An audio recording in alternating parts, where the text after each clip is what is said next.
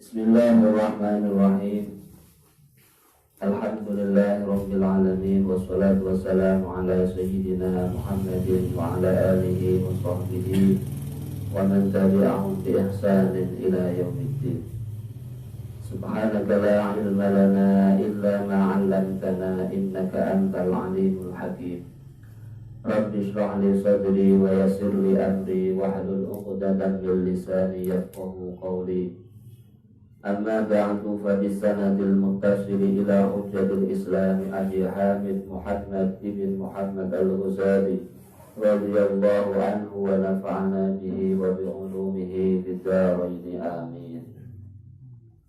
Qala radhiyallahu anhu as-salisu, nomor 3 ya. As-salisu ayakhruja min tariqin wa yarji'a min tariqin akhar.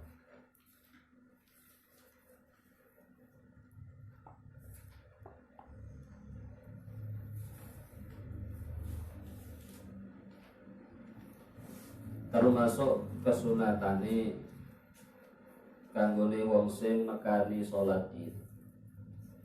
Padha uga salat Idul Adha utawi Idul Fitri iku dianjurna nek lunga karo mulai iku nek iso dalane beda. Nggih. Dalane beda. Jadi dianjurna malih nek pas lunga dalane sing rada adoh. Loro dalan sing rada mupeng, nek balik rada sing cedhak. Hakadha fa'ala Rasulullah sallallahu alaihi wa alihi wasallam. Seperti itulah yang dilakukan oleh Rasulullah. Kanjeng Nabi ngoten. Ajeng tindak ting tempat cilaksanane salat Idul Adha atau Idul Fitri. Kanjeng Nabi niku biasake ngoten. Dalam sing dilalui sing pas tindak pas kondule niku boten dilewati malih. Artinya melalui jalan yang lain. Wa kana sallallahu alaihi wasallam ya'muru bi ikhrajil awatiqi wa dawatil khuduri. Termasuk anjuran dari Rasulullah SAW itu memerintahkan al-awatiq wa dawatil khudur. Al-awatiq itu artinya budak perempuan yang sudah balik. Dawatil khudur artinya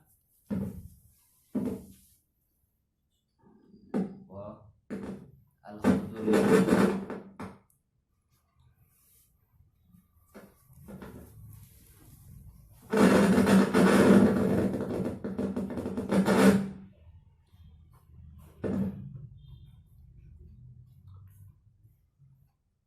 al-awatiq, saya ulangi, ya'muru bi ikhrajil awatiqi wa dawatil khuduri. Di Kanjeng Nabi niku merintahno budak-budak wedok dikon metu dikon melu menghadiri salat Idul Adha atau Idul Fitri. Sing nomor 2 dawatil khudur. Wong wedok-wedok sing duweni cadar, sing dimaksud perawan-perawan. Jadi perawan-perawan dikon teko karo Kanjeng Nabi. Cuma benane pertemuan sebelumnya sudah saya singgung mengenai masalah wong wedok nekani salat Idul Adha utawa Idul Fitri niku nek kanggone wong wedok sing cantik, sing ayu, hukume makruh. Termasuk sing makruh wong wedok sing rapate ayu tapi kemayu. Iku makruh. Lah wis kok iki Kanjeng Nabi merintahno ya'muru bi ikhrajil awatiqi wa dawatil khudur. Kok iki diperintahno. Dan iki dipahami karo para ulama wong wedok oleh melu nekani salat Id tapi kudu netepi syarat siji ndok idine bojone. Nomor 2 ora kena nggawa wangen-wangen, gak kena minyak. Nomor 3 ora kena berhias pakaiane sing napa niku ketok glamor hiasane digawa gak kena. Nah, itu dawuh para ulama ngoten. Itu yang nomor 3 gitu. Dan ini dawuh niki diambil saka siji riwayat sing diriwayatake dening sahabat wedok sing jenenge Ummu Atiyah. Sahabat Ummu Atiyah niku nate diperintah oleh Kanjeng Nabi. Beliau mengatakan amarona an nukhrija fil idaini al awatiq. Aku pernah diperintah Rasulullah untuk mengajak keluar menghadiri sholat Id 2 al-awatiq atau budak perempuan yang sudah balik. Tidak betul. Aku diperintahkan Rasulullah wadayatul hudur perawan-perawan ya bodoh dikon ngejak metu.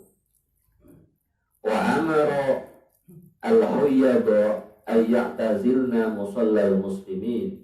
Rasulullah memerintahkan wanita-wanita yang sedang haid agar menjauhi tempat sholatnya orang-orang Islam. Artinya tidak boleh ikut serta dalam tempat sholatnya orang Islam. Nah ini dipahami dari para ulama, berarti wong sing haid ora kena mlebu masjid. Ana sing ngomong ngono, nggih. Ana sing ngarani mutlak, meskipun itu tidak masjid, asal itu tempat digunakan untuk sembahyang, tidak boleh dimasuki orang yang sedang wanita yang sedang haid. Dan ini khilafiyah sing kalangan ulama kita. Oke. Dan itu dibahas di kita fikih. Kemudian yang nomor 4 Ar-Rabi'u. Yang nomor 4 Al-mustahabbu al-khuruju ila as-sahra'i illa bi Makkah wa Baitil Maqdis. Kata Baitil Maqdis iso diwaca Baitil Muqaddas. Padha bener nggih. Termasuk kesunatan bagi orang yang ingin melakukan sholat Idul Adha atau Fitri, itu dianjurkan sholat Idul Adha itu dilaksanakan di sahra, di lapangan. Nah, ini menurut pendapatnya Imam Al-Ghazali dan pendapatnya sebagian ulama.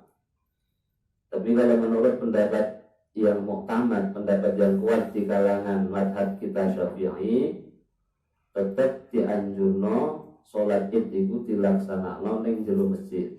Iku luwih utama.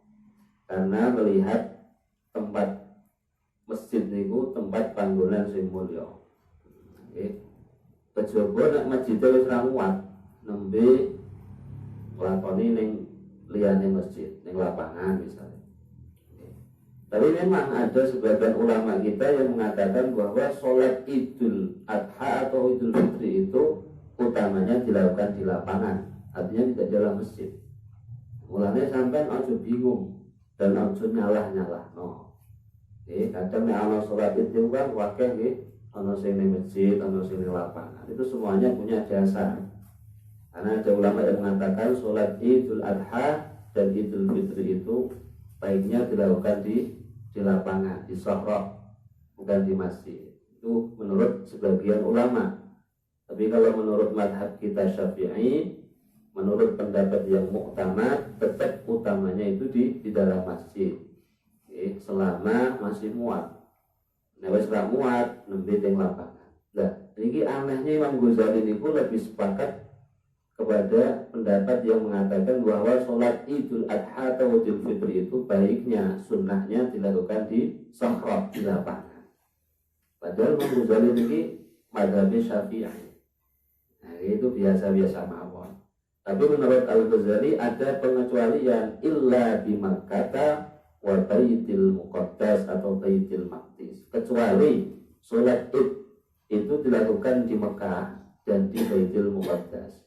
Artinya nek sholat Id itu dilakoni di Mekah, apike dilakoni ning Masjidil Haram.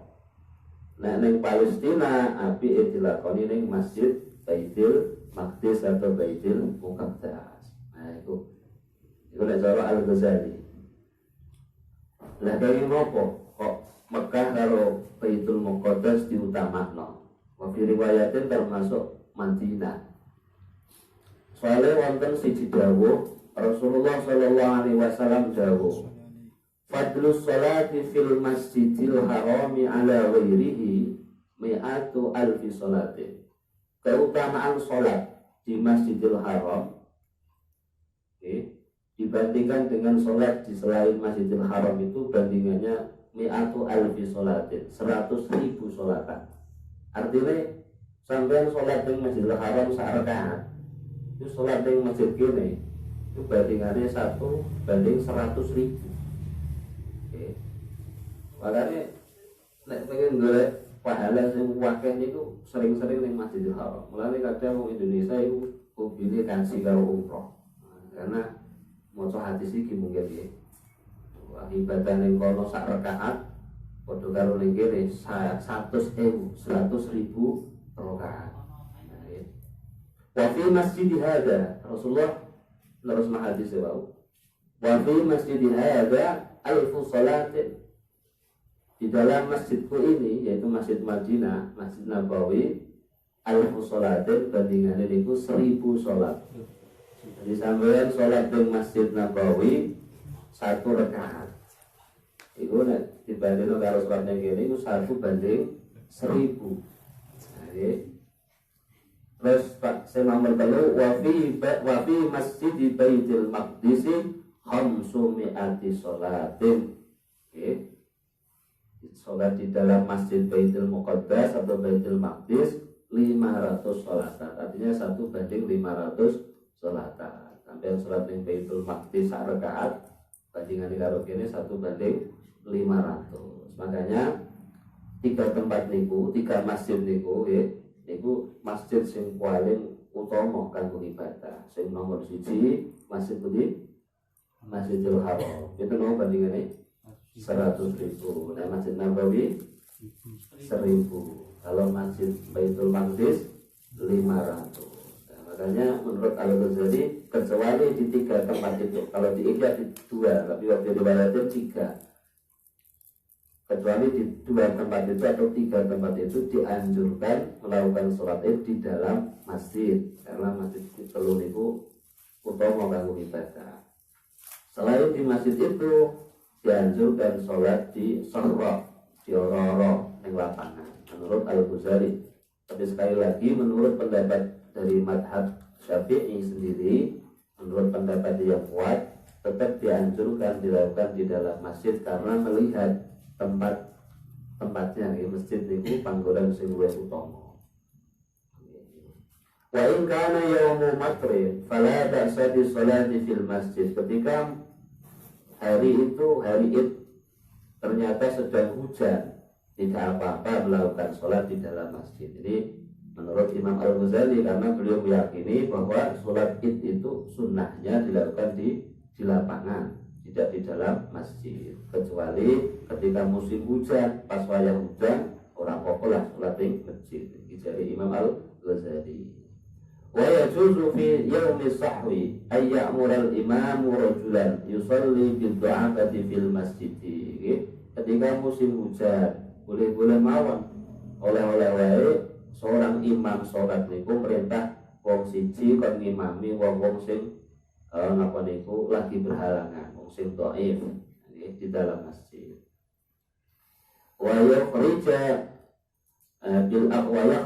bil aqwa'i mukabbirina. Kemudian menyuruh keluar orang-orang yang kuat dengan membaca takbir. Artinya ngeten, iki bolak-balik pendapatnya Al-Ghazali nggih. Sampeyan sing dieling-eling. Menurut Imam Al-Ghazali, sholat Id itu dianjurkan di sahra, di lapangan, tidak di dalam masjid. Kecuali satu nek memang musim hujan, oleh-oleh wae. Artinya orang masalah, tidak makruh menurut Al-Ghazali. Kemudian yang kedua, jamaah itu wong dhaif-dhaif, wong tuwi-tuwi ya. Tuwi-tuwi terus musim hujan di sana atau kondisinya ketake mendung di yaumi sahwi, kondisinya ketake meh hujan iki nek hujan terus iki saiki mbah-mbah iki salat ning lapangan. Itu boleh sholat di mana? Di masjid. Tapi mau Sekali lagi ini pendapatnya Imam Al-Ghazali. Kemudian nomor 5, al-khamisu ayyura'iyal waktu, menjaga waktu. Waktu sholatul idi ma baina tulu'i syamsi ila zawal. Waktu dilaksanakannya sholat id itu dimulai dari terbitnya matahari sampai dengan zawal. Ling sire sengenge. Tergelincirnya matahari, waktu zuhur lah matahari. Jadi waktu sholat id itu dimulai kawit tulu'i syamsi. Tidak harus menunggu qadrul rumhin, sekadar satu tombak. Pesanggur matahari metu oleh melakoni sholat id. Cuma anjurane dinteni sampai tekan paling ora qadrul rumhin, sekadar satu tombak. Satu tombak itu maksudnya kurang lebih 100 menit setelah subuh. Setelah masuknya waktu subuh sampai 100 menit ke depan itu kira-kira napa niku sekadar satu tombak. Jadi saya kira sama jam kepenak, jadi sampai misalnya pengen niteni qadrul rumhin itu sepiro. Nah, kalau wayah subuh, mulai subuh masuk 100 menit kemudian, itulah kadar kira-kira qadrul rumhin. Oke. Jadi agar metu ngoten oleh, tapi afdhole dilakoni nalikane wis qadrul rumhin, sekadar satu tombak. Dan ini ana kesunatan teng mriki. Oleh ngisar ana kesunatan. Wa waqtu dzabhi lidduhaya ma baina irtifa'i syamsi biqadri rak'ataini wa khutbataini ila akhiril yaumi salisa asyara. Kemudian waktu penyembelihan korban itu dimulai dari matahari agak meninggi, sekadar sholat 2 rakaat dan khutbah 2 sampai dengan hari ketiga dari hari Tasyrik, itu tanggal 13 Dzulhijjah. Jadi waktu dimulai ini ibadah kurban itu dimulai nek matahari wis irtifa, wis rodok munggah, sekadar tinggi lakoni sholat 2 rakaat karo lakoni khutbah loro. Jadi tidak harus ngenteni khutbah loro karo sholat Idul Adha. Boten. Karena sholat Idul Adha, Idul Fitri juga niku tidak harus di awal waktu jam 10 yo kena, jam 11 yo kena. Karena batas akhir niku zawal, batas akhir niku sampai tergelincirnya matahari waktu zuhur. Nah, misalnya lah ting tempatnya sampeyan sholat duha itu sholat Idul Adha dilakoni jam 10. Nah, ini boleh saja sedurunge lakoni sholat nyembelih kurban. Agar wis napa irtifa'u syamsi. Wis matahari munggah, sekadar tinggi lakoni sholat 2 rakaat karo khutbah loro. Nah, niku mbok lakoni Idul Adha kurban wis kena. Tapi lumrahe biasanya wong kurban yang dari bersolat. Wa yustahabbu ta'jilu sholatil adha li ajli dzabhi wa ta'khiru sholatil fitri li ajli tafriqi shadaqatil fitri qablaha.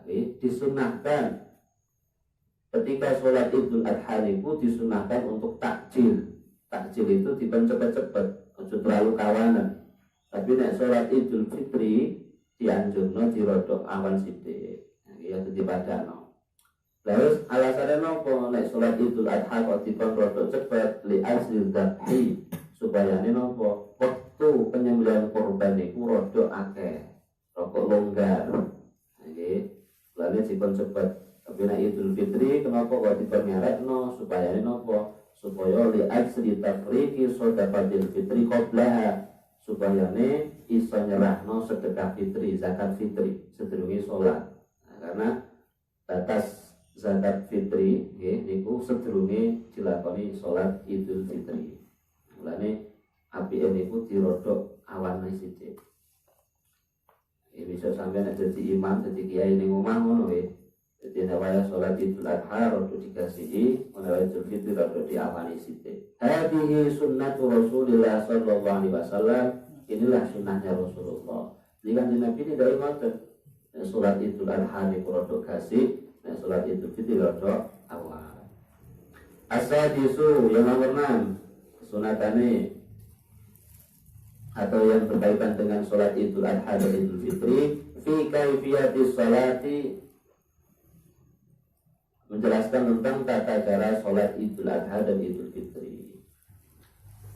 Jadi sholat Idul Adha kan, kalau Idul Fitri niku dilakoni 2 rakaat biasa, kalau jenis sholat qobliyah ba'diyah niku pun cukup. Wis cukup.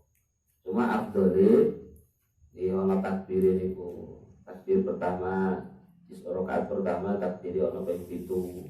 Oh, di rakaat kedua takbir ping 5. Niku afdhole.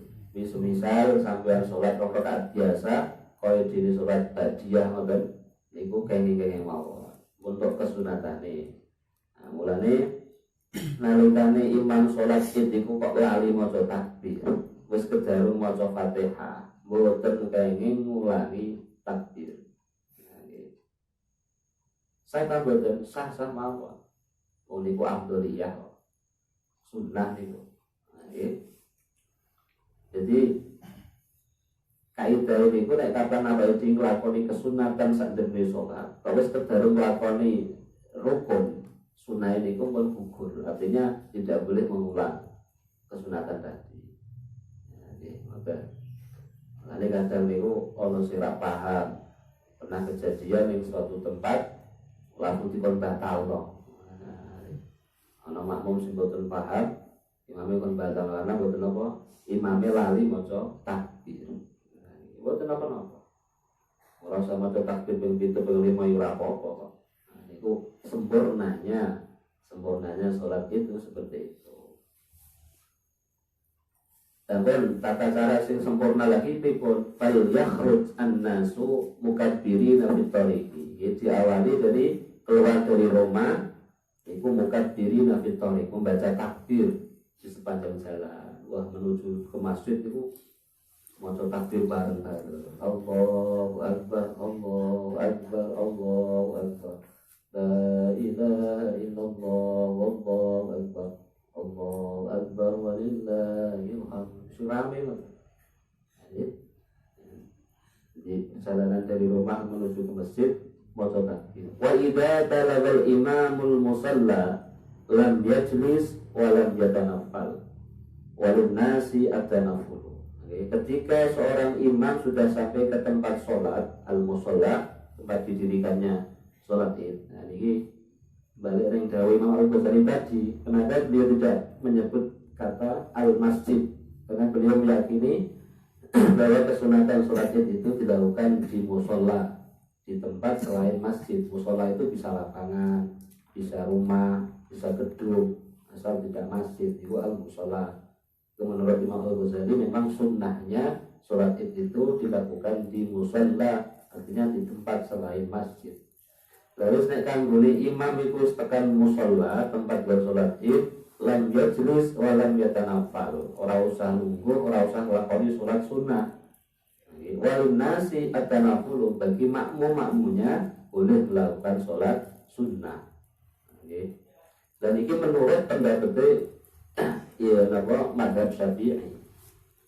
Jadi menurut madhab Syafi'i, madhab kita, kanggone makmum sholat Id, baik itu sholat Idul Adha atau Idul Fitri, boleh-boleh saja melakoni sholat sunnah sebelum sholat Id, dan boleh-boleh saja melakoni sholat sunnah setelah sholat Id.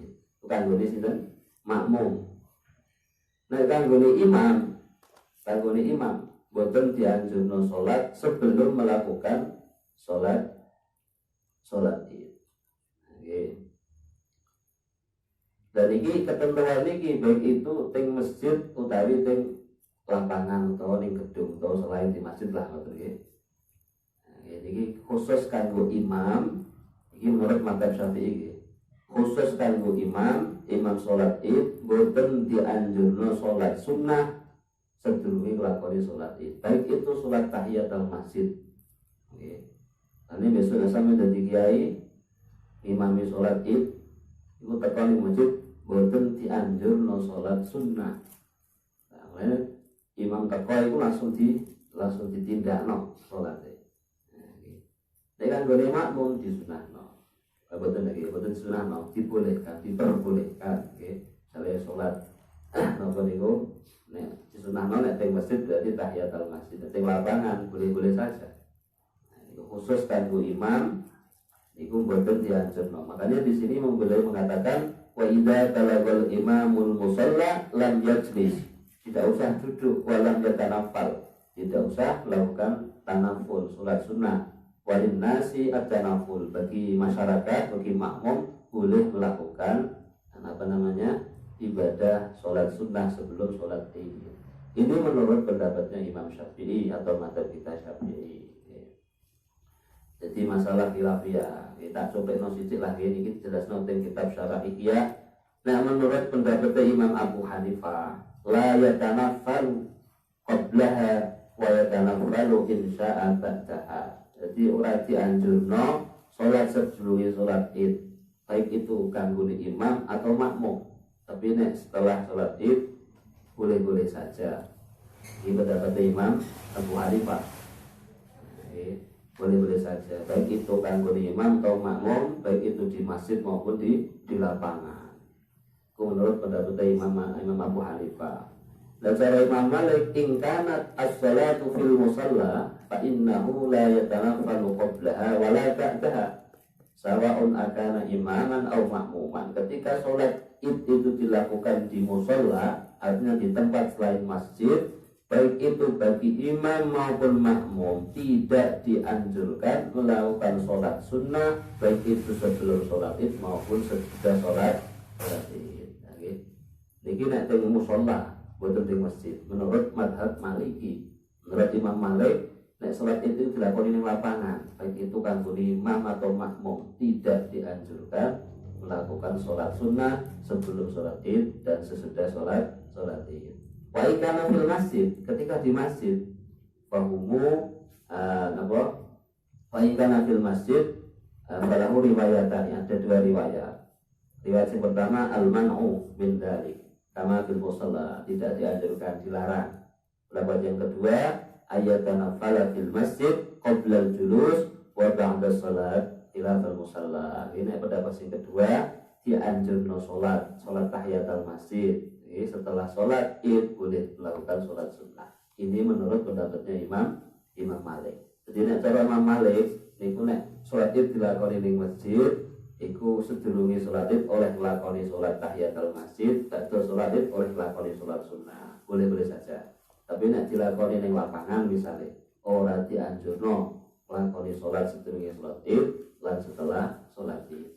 Menurut pendapat Imam Ahmad bin Hanbal, la yatanaffalu qabla sholatil Id wa la ba'daha lal imam wa lal ma'mum la fil musalla wa la fil masjid. Ya, gitu. Dan secara madhab Imam Ahmad bin Hanbal, ora dianjurno salat sunnah sedurunge salat Id utawa ba'da salat Id, baik itu kanggo imam atau makmum, baik itu di masjid atau di luar di tempat selain masjid. Terus ora anjuran yang blas. Mutlak berarti cara Ahmad bin Hanbal mutlak, baik itu kanggo imam atau makmum, ora dianjurno salat sunnah sedurunge salat Id dan ba'da Id, baik itu dilakoni ning masjid utawa ning lapangan atau di musalla. Itu khilafiyah. Jadi balik mau berhubung awake dhewe iki madzhab Syafi'i benar terlalu bingung. Cara madzhab Syafi'i kanggo makmum itu oleh-oleh wae nglakoni salat sunnah sedurunge salat Id dan oleh-oleh wae nglakoni salat sunnah ba'da salat Id, baik itu dilakukan di masjid maupun di luar masjid, di tempat selain masjid. Khusus kanggo imam boten dianjurno. Iki mawon sing madzhab Syafi'i mawon. Selanjutnya summa yunadi munadin as-salatu jami'ah. Kemudian dianjurno ketika kita mau melakukan sholat Id, itu ada seorang munadin, seorang sing ngundang-undang as-salatu jami'ah. Gantine napa? Gantine azan dan iqamah. Karena sholat Id niku mboten dianjurna nglakoni azan. Dadi gantine apa? Gantine as-sholatu jami'ah. Padha karo sholat tarawih. Sholat tarawih niku nggih dianjurna as-sholatu jami'ah. Kata as-sholatu jami'ah niki iso diwaca as-sholata jami'ah. Dan iku nalikane kula teng sarang riyen jamaah karo Mbah Mun. Sholat tarawih niku Mbah Mun teng sarang niku mboten wonten munadin, tapi munadine niku imame sing anu dhewe. Mboten wonten kados teng mriki napa? Muroki atau Bilal biasanya. Mboten. Teng sarang ngantos kula pas jamaah kali Mbah Maimun Zubair, Mbah Mun sendiri sing anu. Lah Mbah Mun niku nek maca terkadang as-sholatu jami'ah, terkadang as-sholata jami'ah. Nggih. Padha bener. Jadi niku mboten napa, mboten dianjurna azan kalih iqamah sedherenge salat Idul Adha utawa Idul Fitri. Wa yusalli al-imamu bihim raka'ataini, kemudian imam melakukan salat 2 rakaat berjamaah bersama makmumnya. Yukabbiru fil ula siwa takbiratul ihrami war ruku'i sab'at takbiratin. Ini sempurnanya nggih. Rakaat pertama setelah takbiratul ihram dan sebelum rukuk membaca takbir 7 kali. Tidak ditambah kalau takbiratul ihram ping 8. Setelah takbiratul ihram membaca takbir 7 kali. Yaqulu baina kulli takbirataini subhanallah walhamdulillah wala ilaha illallah wallahu akbar. Dianjurno antara 2 takbir niku dikon mandeg sedhela karo maca subhanallah walhamdulillah wala ilaha illallah wallahu akbar. Prakteknya ngaten kan. Nggih. Bisa takbiratul ihram Allahu akbar. Nggih. Iku maca napa? Maca doa iftitah. Nggih. Wa yaqulu wajjahtu wajhiya lilladzi fatara samawati wal ardi ila akhirih akibat takbiratul iftitah. Jadi bar maca takbiratul ihram Allahu akbar, maca doa iftitah. Allahu akbar kabir walhamdulillahi katsira. Utawi langsung disikat wajah dia terusé. Setelah niku takbir ping 7. Allahu akbar. Allahu akbar. Setiap 2 takbir niku dianjurna mandeg. Pas mandeg niku maca al-baqiyatus shalihah. Allahu akbar. Allahu akbar. Maca ira-ira sirri subhanallah walhamdulillah wala ilaha illallah wallahu akbar. Allahu akbar. Allahu akbar. Subhanallah alhamdulillah wala ilaha illallah wallahu akbar. Jadi setelah setiap 2 takbir dianjurna maca subhanallah walhamdulillah wala ilaha illallah wallahu akbar. Wa yu'akhiru al-isti'adzata ila ma wara'a tsamina. Dianjurna dikon ngakhirna maca ta'awudz sampai takbir yang terakhir. Artinya ta'awudz napa? Ta'awudz sebelum membaca Fatihah. Karena maca Fatihah ini setelah takbir ke-7 tadi. Ta'awudz itu ditawa ngarep, tapi setelah membaca takbir tadi. Kemudian wa yaqra'u surata Qaf fil ula ba'da al-Fatihah. Dianjurna di rakaat pertama setelah membaca Fatihah membaca surat Qaf. Qaf wal Qur'anil Majid bal ajibu an ja'ahum mundhirun minhum faqala al-kafiruna hadza syai'un ajib, seterusnya sampai akhir surat. Dan itu anjurane wonten, tapi rada dawa niku Kang surat itu 2 halaman punjul meh 3 halaman, nggih, meh 3 halaman. Kurang sithik, kurang sak baris 3 halaman. Nah, nggih. Jadi salat kurang tahu pun aku salat Id maca surat Qaf. Waqtarabat fisaniya, yang rakaat kedua baca iqtarabatis saah. Lagi surat ini sudah diganti surat rakaat pertama diganti surat Sabbihisma rabbikal a'la al-a'la. Rakaat kedua diganti al-ghasyiyah, hal ataka hadithul ghasyiyah. Boleh mawon nggih. Tapi Rasulullah niku ninggal ini maca surat Qaf kalih iqtarabat. Surat Al-Qamar. Cuma aku belum pernah nemoni masjid-masjid, belum pernah nemoni imam niku maca surat iki. Wa takbiratu az-zaidatu fi saniyati khamsun siwa takbiratil qiyam wa ruku. Sedangkan takbir di rakaat kedua selain takbir ruku jumlahnya ada 5. Ada 5. Atau apa? Selain takbir dari bangkit dari ruku, al-qiyam wa ruku. Wa baina kulli takbirataini ma dzakarna. Di rakaat kedua sama seperti di rakaat pertama. Setiap 2 takbir dianjurno untuk subhanallah walhamdulillah wala ilaha illallah wallahu akbar. Summa yahtubu khutbataini bainahuma jalsatun. Kemudian setelah sholat 2 rakaat tadi dianjurno melakukan khutbah 2 kali. Bainahuma jalsah sing dilateti kanthi lungguh. Ya kaya khutbah Jumat ngoten lah. Kaya khutbah Jumat. Wa man fatatsu sholatul idi qadhaha. Barang siapa yang tertinggal sholat Id dianjurkan untuk mengqadha. Ini dianjurkan karena hukumnya sholat Id itu sunnah muakkadah menurut mazhab Syafi'i dan wajib menurut mazhab ini Abu Hanifah Hanafi. Makanya dianjurkan diqadha. Kemudian as-sabi'u yang nomor 7 kaitannya kali sholat Id ayyudhiyya bikabshin. Ini khusus pas sholat Idul Adha. Ngenani Idul Adha dianjurno ibadah korban bikabshin nyembelih wedhus siji. Doha Rasulullah sallallahu alaihi wasallam bikabshin. Rasulullah niku pas ngenani Idul Adha nyembelih napa niku nate nyembelih wedhus siji. Wa fi riwayatin wedhus loro. Siji riwayat Kanjeng Nabi nyembelih wedhus loro. Nate mriki Imam Ghazali mutep sing riwayat Kanjeng Nabi nyembelih bikabshin wedhus siji. Dzabah biyadihi disembelih kanthi asta mulyani Kanjeng Nabi piyambak. Niki butuhno ibadah korban niku apike disembelih dhewe, aja dikon nyembelih wong liya. Nggih apike. Nggih, saene disembelih dhewe. Nggih. Apike disembelih dhewe ya aja kon nyembelih wong. Biasane nyembelih wong dhewe ora. Nggih. Soalnya napa ibadah korban niku kesunatannya 05 kan. Iki dijelasno ning kitab fikih siji napa madhep kiblat ya. Madhep kiblat loro maca basmalah. Nomor 3 maca selawat. Nomor 4 maca takbir. Nomor 5 donga supaya diterima. Cara bahasa Arabe Allahumma hadhihi minka wa ilaika fataqabbal. Ya Allah korban niki sangi panjenengan kangge panjenengan mugi jenengan tampi.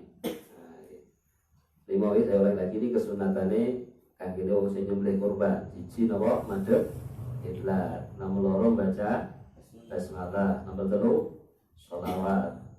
Kemudian takbir, yang kelima donga supaya ditampa kurban kali Gusti Allah. Allahumma hadhihi minka wa ilaika fataqabbal. Ya Allah niki korban sange panjenengan kangge panjenengan mugi jenengan tampi. Mulane Kanjeng Nabi niku nyembelih piyambak wa dzabaha biyadihi. Tapi lumrahe ning desa-desa biasane nek ora disembelihno karo mojine kurang mantep. Wakana kemudian Rasulullah sebelum menyembelih hewan kurbannya beliau berkata seperti ini, Bismillahi wallahu akbar. Hadza anni wa amman lam yudhi min ummati. Bismillah dengan menyebut nama Allah, wallahu akbar, Allah Maha Besar. Hadza anni, ya Allah, ini dariku. Wa amman lam yudhi min ummati, dan dari umatku yang tidak melakukan ibadah kurban. Jadi akhirnya melakukan Nabi korban itu diniati kanggo awakipun piyambak kalih diniati kanggo umat sing boten nindaki ibadah korban. Nah, dawuh niki nunjukno bilih pahala niku saged ditransfer. Jadi artinya hadza anni.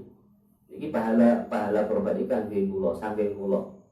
Lan saking umat-umat kula sing boten nindaki korban. Artinya kanggo umat-umatku sing boten nindaki korban, wis cukup tak sembelih wedhus siji, wae riwayatnya wedhus loro. Nah, iki.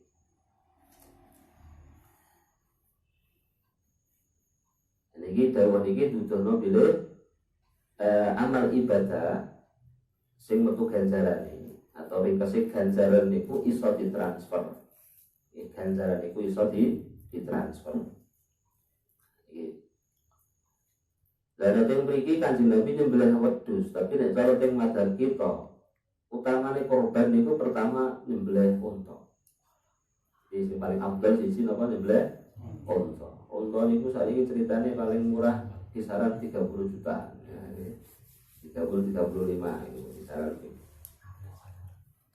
Terus peringkat kedua utamane korban ini cara madzhab kita Syafi'i nggih. Kedua adalah sapi. Lalu kebu, kemudian yang terakhir adalah wedhus kambing. Dan ini ana pendapat sing anu kan, ana sing rada ringan. Ada sebagian ulama yang mengatakan, jadi kanggone wong kiri-kiri ya, kaya sampeyan mbek aku iki rapat dadi dhewe. Iku oleh korban nganggo pitik. Oh, enak iki. Iku ya buat dianjurno kan pada wong sing durung iso korban tapi wis kepengin korban tapi boten ada duit gitu ku wedhus. Nah, itu oleh napa? Diganti napa? Pitik tapi nek kanggone wong sing dudu ya aja ora. Nah, nggih. Jadi kanggo latihan wong sing ganti duit. Jadi kok aku Gusti kula kepengin korban tapi kok boten ada duit Gusti gitu tumbas wedhus. Iwan pedus itu paling ora tahun kemarin itu 3 jutaan kok. Nah, 3 juta orang betul kajian duitnya. Pitik kan untuk murah, 200.000 untuk. Ayo, soal daging kok kemurahan. Pitik jagung yang gede, 200 untuk itu. Soalnya apa? Soalnya konten ting siji hadis. Rasulullah SAW jawab, man amila ma'amila ibnu Adama yauman nahri min amalin habba ilallahi ta'ala min iraqatin ta'ab. Tidak ada amal ibadah dari seorang anak cucu Adam di hari nahar, di hari Idul Adha yang lebih dicintai oleh Allah melebihi min iraqatin ta'ab. Melebihi apa? Mengalirkan darah. Bukan kok materi wong boten, tapi mengalirkan darah di sini adalah nyembelih hewan kurban. Artinya apa? Ibadah yang paling disenangi Gusti Allah pas dina Idul Adha. Iku napa? Ya ibadah kurban. Nah, saking pentingnya ngoten, awake dhewe lan duwe. Ya melu pendapat sing rada ringan latihan. Nah, tumbas pitik sembelih. Terus ditumtumno dadi. Nah, nggih. Dari ketentuan masalah korban pun dibahas di kitab-kitab fikih nggih. Di antarane sing masalah ngenani hewan korban niku wedhus napa wedhus domba kudune minimal umure setahun. Nggih nek wedhus kacang, wedhus napa niku Jawa termasuk kebu sapi umure kudune minimal 2 tahun. Nek unta minimal 5 tahun. Nah, niku mun paham lah biasanya nek wayah-wayah korban niku bakul-bakul paham. Tapi kadang kalau bakul-bakul itu di situ surat terus durung wajah poel kadang dikai poel. Nah itu iraki jadi ini ngono ya mesti muni cerita ngono. Dan makanya nek sampean ibadah kurban ya rada nganti-nganti ngurusin bakul-bakul sing rada terpercaya. Nah, tapi misalnya sampean dihapusi insyaallah apa tetep tok ganjaran karena dihapusi sampean iki. Sing ngapusi iku sing besok ana tuntutane misalnya akhirat. Jadi ibadah kurban itu ibadah yang utama dan hukumnya sunnah muakkadah kan gitu sing mampu. Nek kan gini Kanjeng Nabi ibadah kurban itu hukumnya fardhu ain wajib. Nah ini termasuk min khusus yadir Rasul Muhammad SAW. Termasuk khusus dari Kanjeng Nabi niku ibadah kurban hukumnya wajib kan gini Kanjeng Nabi. Ini kan gini umat betul wajib. Betul wajib sunnah muakkadah. Mulane nek sampeyan sing wis gawe di penghasilan tetap ya iki jatuh apa itu sini dibiasano nyicil per bulan nyicil 100.000 200.000 nggih ra iso setahun pisan 2 tahun pisan nek urung kelar tuku wedhus tuku pitik nggih itu ngenani masalah ibadah kurban. Wa qala sallallahu alaihi wasallam, kanjeng Nabi dawuh, man ra'a hilala dzil hijjati, barang siapa yang melihat hilal di bulan Hijjah, wa arada an yudhiya dan ingin melakukan ibadah kurban, fala ya'khudanna min sya'arihi, maka jangan sekali-kali mengambil bulunya, wala min adfarihi syai'an, dan dari kuku-kukunya. Artinya apa? Korban itu kudune wis ditasarufno kanggo fuqara masakin kabeh atau kanggo Islam sing memang perlu diwehi. Nah iki. Jadi betul kene kulite ulune didol. Betul kene terus bariku diganggu biayai napa wong sing budek. Ora kena iki sing iki dawuh ngoten fala yakhudanna min sya'arihi wala min adfarihi syai'an. Betul kene.